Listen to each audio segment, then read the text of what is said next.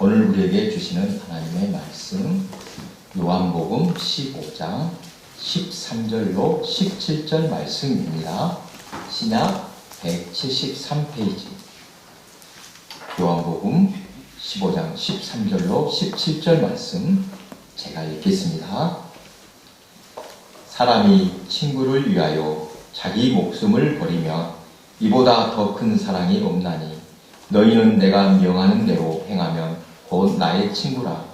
이제부터는 너희를 종이라 하지 아니하리니 종은 주인이 하는 것을 알지 못함이라. 너희를 친구라 하였노니 내가 내 아버지께 들은 것을 다 너희에게 알게 하였음이라. 너희가 나를 택한 것이 아니요 내가 너희를 택하여 세웠나니 이는 너희로 가서 열매를 맺게 하고 또 너희 열매가 항상 있게 하여 내 이름으로 아버지께 무엇을 구하든지 다 받게 하려 함이라. 내가 이것을 너희에게 명함은 너희로 서로 사랑하게 하려 함이라. 아멘. 우리 또 함께 인사 나누겠습니다. 보고 싶었습니다. 보고 싶었습니다. 사랑합니다. 우리는 한 가족입니다. 우리는 한 가족입니다. 진짜 가족 같으십니까? 아멘. 진짜 보고 싶었습니까? 아멘. 감사합니다. 네. 사순절 세 번째 주일입니다. 앞으로 두 주일을 더 보내면 부활절을 맞는데 부활절은 매년 몇 월 며칠이라고 정해져 있지 않습니다. 대체로 3월이나 4월쯤에 맞는데 춘분을 지내고 음력 보름이 지난 첫 번째 주일이 부활절입니다.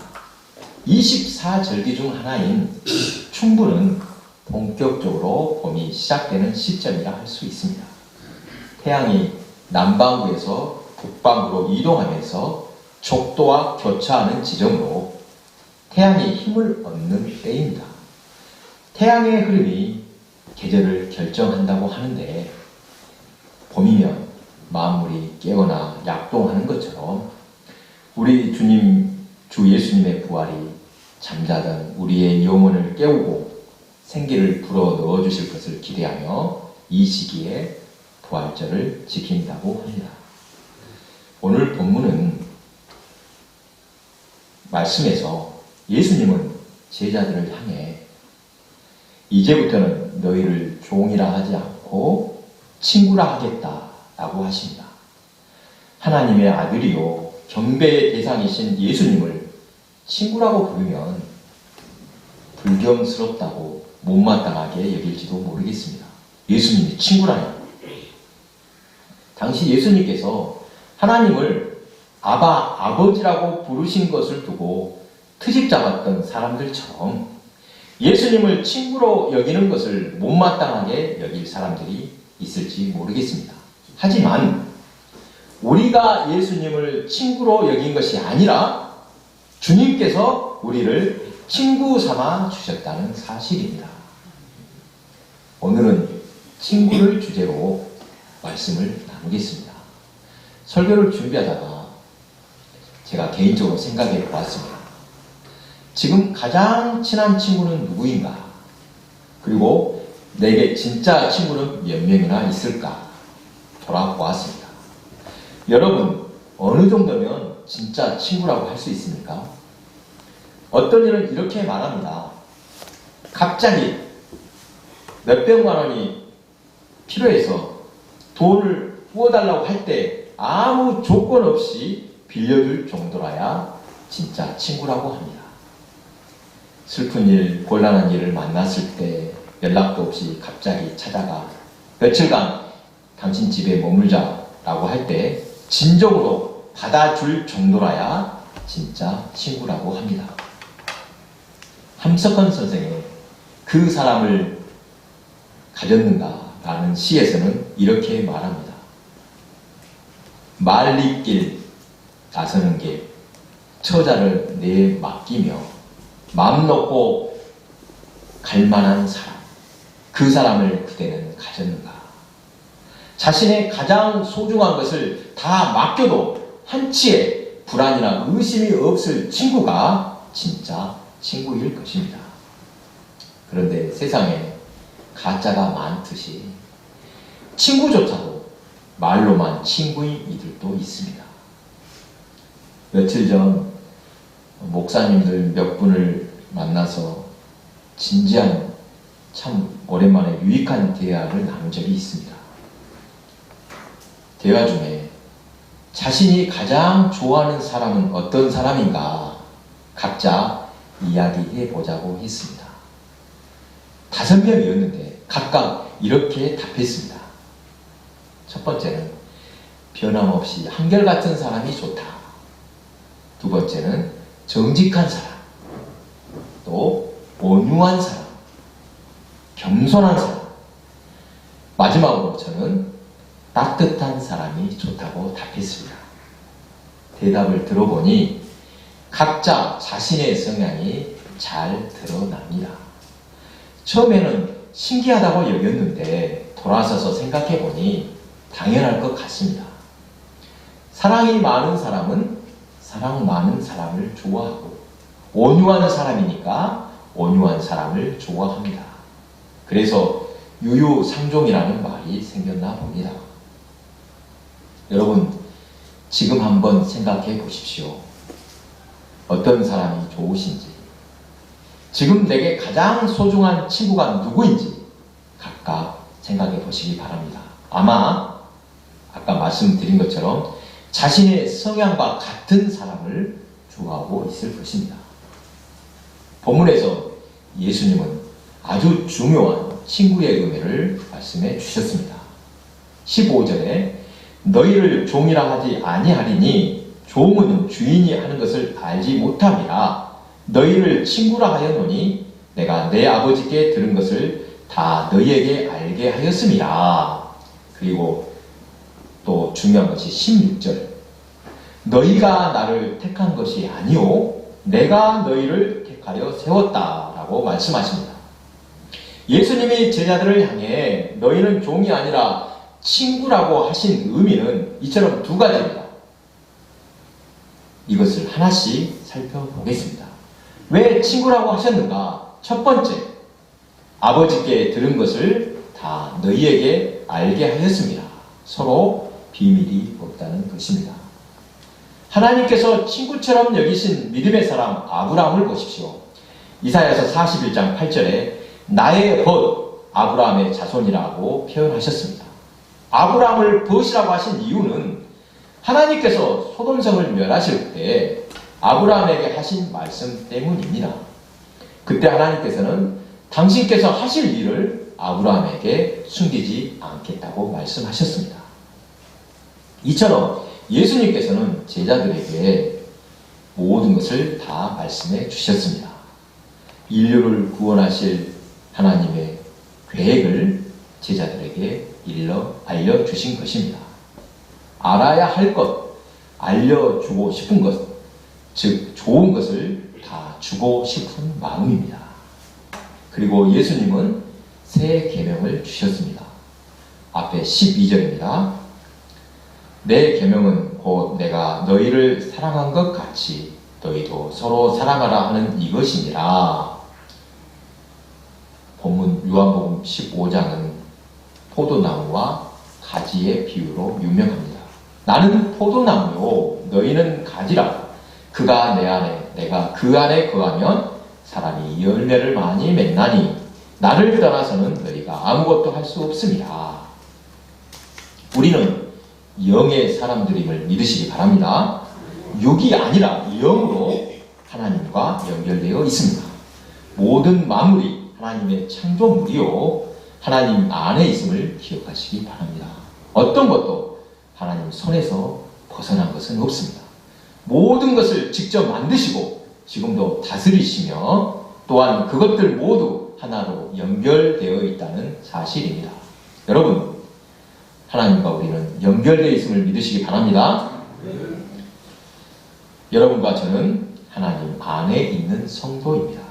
하나님께서 창조하신 모든 것이 하나님 안에서 연결되어 있으니 우리는 주 안에서 서로 한 몸을 이룬 지체임을 또한 믿으시기 바랍니다. 요한복음 15장 9절에서 10절입니다. 아버지께서 나를 사랑하신 것 같이 나도 너희를 사랑하였으니 나의 사랑 안에 거하라. 내가 아버지의 계명을 지켜 그의 사랑 안에 거하는 것 같이 너희도 내 계명을 지키면 내 사랑 안에 거하리라. 사랑하는 사람에게는 그가 바라는 것을 다 해주고 싶을 것입니다. 얼마나 사랑하면 아까울 것이 하나도 없지요. 하나님께서는 우리를 사랑하심으로 독생자 예수님을 아낌없이 내어 주셨습니다. 그리고 주님께서는 친히 십자가에서 물 한 방울, 피 한 방울 남김없이 우리를 위해 쏟아 주셨습니다. 갚을 수 없는 은혜, 놀라우신 주님의 사랑 속에서 오늘도 살고 있습니다. 그 크신 은혜, 그 사랑에 보답할 방법을 생각해 봅니다. 어떻게 하면 우리의 사랑을 고백할 수 있습니까? 그 방법을 주님께서 알려주십니다. 내가 아버지의 계명을 지켜 그의 사랑 안에 거하는 것 같이 너희도 내 계명을 지키면 내 사랑 안에 거하리라. 예수님께서 주신 계명은 사랑입니다. 우리에게 새 계명, 즉 비밀을 알려주셨는데 그것은 사랑의 실천임을 믿으시기 바랍니다. 그 사랑은 억지로 부담감으로 할 것이 아닙니다. 마음에서 우러나는 사랑의 실천만이 의미가 있습니다. 두 번째로 하나님께서 친구라고 하신 이유, 두 번째입니다. 예수님께서는 너희가 나를 택한 것이 아니요 내가 너희를 택하여 세웠다 라고 말씀하십니다. 이 말씀이 얼마나 은혜로운 말씀인지 모릅니다. 세상에서 친구로 삼는 사람들을 보십시오. 옛말에 친구는 나보다 나은 사람을 택하라. 한문으로 좀 어려운 말이 있는데 생략하겠습니다. 또 나를 닮으면 아무것도 얻을 것이 없다 라고 했습니다. 누구나 괜찮은 사람, 하나라도 배울 것이 있는 갖춰진 사람을 친구 삼고 싶을 것입니다. 앞서 말했듯 유유상종이라고 친구를 잘못 사귀면 끼리끼리 논다고 함께 욕을 먹을 수 있기 때문입니다. 그런데 주님께서 우리를 먼저 택하셔서 친구로 삼아 주셨습니다. 더 성숙하고 다듬어진 사람도 많은데 나 같은 죄인을 택하셔서 친구 삼아 주셨다는 사실이 얼마나 놀랍습니까? 삭막한 세상에서 친구는 편안한 안식처와 같습니다. 그런데 더욱 놀라운 은혜는 불쌍하다고 택하신 것만이 아니라 열매를 맺게 하시기 위함이라고 말씀하십니다. 이는 너희로 가서 열매를 맺게 하고 또 너희 열매가 항상 있게 하여 내 이름으로 아버지께 무엇을 구하든지 다 받게 하려 함이라. 그저 받아주신 것만도 감사할 일인데 우리에게 열매를 맺게 하시겠다고 합니다. 그리고 무엇을 구하든지 다 받게 하시겠다고 약속하셨습니다. 여러분 주변에 이런 친구 있으십니까? 외로울 때 먼저 찾아와서 벗이 되어주고 어떤 말이라도 자기 일처럼 다 들어주는 그런 친구. 우리 인생에서 이런 친구가 3명만 있어도 성공한 인생이라고 합니다. 글쎄요, 1명만 있어도 좋겠습니다. 1960년 미국 미주리주 의과대학에서 1년 동안 그 대학 병원에서 종합검진을 받은 60세의 건강한 남녀를 표본으로 20년 후 1980년에는 어떻게 되었는지 조사해 보았다고 합니다. 검진 당시에는 모두가 건강한 사람들이었습니다. 특별한 병이 없으니 오래 살 것이라고 예상했다고 합니다. 그런데 20년이 지난 80세 때 보니 2,000명 중에 몇 명이나 남을 것 같습니까? 700명만 남았습니다. 2,000명 중에 3분의 2인 1,300명이 죽고 생존자는 700명이라고 합니다.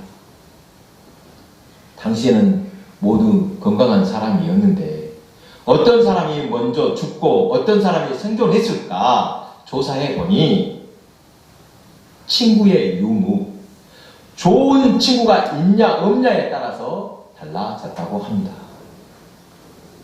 돈이나 사회적인 지위는 크게 상관이 없었다고 합니다. 돈 많다고 오래 산 건 아니죠. 슬픔과 기쁨을 함께 나눌 사람이 있을 때 건강하게 살 수 있었던 것입니다. 건강한 삶의 조건으로 친구가 있어야 한다는 것이 매우 흥미롭습니다. 우리 모두 좋은 친구가 있길 바랍니다. 주님께서 우리의 가장 좋은 친구임을 믿으며 감사하시기 바랍니다. 여러분, 나 같은 죄인을 친구 삼아 주신 것, 우리 주 예수님의 은혜가 얼마나 크고 놀라운지 그 은혜를 생각하면 우리 옆에 있는 사람에 대한 자세가 완전히 달라질 것입니다. 지금까지 하나님께로부터 어떤 것을 받으셨는지 조용히 눈을 감고 받은 바 은혜를 헤아려 보시기 바랍니다. 여러분은 어느 때 더욱 하나님의 은혜가 크고 놀랍다고 감격하며 감사하십니까? 개인적으로 특별히 감사할 때가 있는데 저는 이것만 생각하면 감격하고 감사할 수밖에 없습니다. 예수 믿기 전 내 모습을 떠올려 볼 때입니다. 전에도 한두 차례 간증했듯이 예수 믿기 전 마귀의 종 노릇하던 때가 있었습니다. 그때는 마귀가 주인이었고 마귀의 친구였던 때입니다. 참 소망과 생명을 바라보지 못하고 어둠 속에 살았습니다. 가난하고 무지한 가정에서 당장 살 길은 귀신을 섬길 수밖에 없다고 여기며 틈만 나면 무당을 불러와 구술했던 때가 있었습니다. 어머니께서 결단하고 온 식구가 예수를 믿은 후 이렇게 고백하신 기억이 납니다. 우리 어머니 말씀입니다. 새끼들을 위해서라도 꼭 예수를 믿어야 했다라고 말씀하셨습니다. 그때는 몰랐는데 마귀에게 종 노릇하는 때를 생각하면 정말 거지 같게 여겨집니다. 정말로 험악한 세월이었구나. 만약에 그때 하나님의 구원이 없었다면 지금 우리 가족은 어떤 모습일까 생각할 때 진심으로 감격하게 됩니다. 여러분, 주님의 은혜가 실감나지 않는다면 예전에 예수를 모르고 살던 때를 떠올려 보시기 바랍니다. 지금 우리 가족을 구원하신 주님의 은혜가 얼마나 큰 것인지 그때를 생각하면 무한 감사하게 될 것입니다. 사랑하는 교회 여러분, 신앙생활의 기본은 자꾸 말씀드렸듯이 하나님께서 주신 대로 하나님과 이웃에게 돌려드리는 생활 자세, 이것이 신앙생활의 기본입니다. 마지막으로 부탁드릴 것은 주님께서 친히 우리를 친구 삼아 주신 것을 본받아 우리도 누군가에게 좋은 친구가 되어주라는 것입니다. 이것이 오늘 본문의 교훈이라고 하겠습니다. 흔히 영적인 설교라는 표현을 종종 듣는데 어떤 설교가 영적인 설교일까 생각해 봅니다. 영적으로 충만하다는 것을 이상하게 해석하는 이들도 있는데 주님의 뜻, 그 뜻으로 충만한 것, 성령으로 충만한 상태를 영적으로 충만하다고 말합니다. 그래서 예수님께서 가르쳐 주신 것을 충실하게 실천하며 살도록 선포하는 것이 영적인 설교라고 하겠습니다. 요즘 저는 개인적으로 한국어 교원 자격증 이 공부를 하는 중에 있습니다. 그런데 그동안 생각하지 못했던 우리 사회의 한 단면을 보게 되었습니다. 우리 한국어 언어를 공부하다 보니까 한국어에는 관계어, 누구 관계, 또 존칭어가 매우 많습니다. 우리는 우리끼리 사니까 잘 모르지만 한국어를 외국어로 생각하고 보니까 특별합니다. 영어에서는 누구나 그냥 이름을 부릅니다. 뭐 삼촌, 뭐 이숙, 뭐 이렇게 뭐 사돈네 팔촌 이렇게 부르지 않고 그냥 그 사람 이름을 대충 부릅니다. 삼촌이라 이름 부릅니다. 심지어 할아버지도 가까워지면 이름을 부릅니다만 한국어는 그렇지 않습니다. 높임말 매우 복잡합니다. 이것은 무엇을 말합니까? 우리 사회에 보이지 않는 계급이 있다는 것입니다. 계급이라고 표현하니 듣기 거부갈지 모르겠습니다만 과거 조선시대 단상의 구별, 양반, 상놈의 구별이 지금까지 사회 깊숙이 이어진 것은 아닐까 싶습니다. 한편으로는 이 또한 우리 전통이요 문화라고 하겠지만 다른 나라에 비해 거칠에, 체면에 크게 신경을 쓰고 있다는 것입니다. 비교하고 경쟁하는 구조 속에서 살고 있는 것입니다. 여러분, 갑질이라는 말 들어보셨습니까? 갑질. 어학사전에도 올라와 있습니다. 찾아보니 이렇게 있습니다.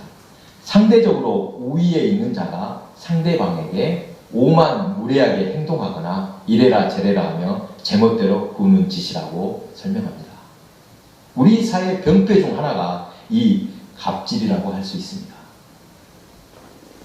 여러분, 이것을 알고 이웃에게 어떤 사람으로 다가가면 좋을지 여러분이 각자 생각해 보시기 바랍니다. 내게 다가오는 사람의 마음이 편하도록 맞아주시기 바랍니다. 사람 위에 사람 없고 사람 밑에 사람 없다. 만왕의 왕이신 예수님이 먼저 우리를 택하셔서 친구로 삼아주셨음을 기억하시기 바랍니다. 그리고 더 하나 부탁드립니다. 교회에서만큼은 예수님이 우리를 친구로 맞아주신 것처럼 서로에게 아무 거리낌 없이 대하시길 바랍니다. 격식을 따질 때도 있어야겠지만 소탈하고 솔직한 모습이 아름답습니다. 다만 예배 시간에는 모든 것을 드리시기 바랍니다. 교회당에서 예배는 언제 시작됩니까? 11시 정각입니까? 11시 전에 되기 전에는 상관없습니까? 최소한 예배당 안에 들어오는 순간부터 예배가 시작된다고 여기시기 바랍니다. 예배는 영이신 하나님께 드리는 것입니다. 하나님께서 받으실 예배이니 엄숙하게 몸과 마음과 뜻과 정성을 다해 드리시기 바랍니다. 사랑하는 교회 여러분, 친구라는 단어 참으로 아름다운 말입니다. 주님은 우리를 사랑해 주시고 참 친구가 되어 주셨습니다. 받은 바 그 사랑, 그 좋은 친구로 주님과 이웃에게 그대로 돌려드리는 저와 여러분 되시기 바랍니다. 기도하겠습니다.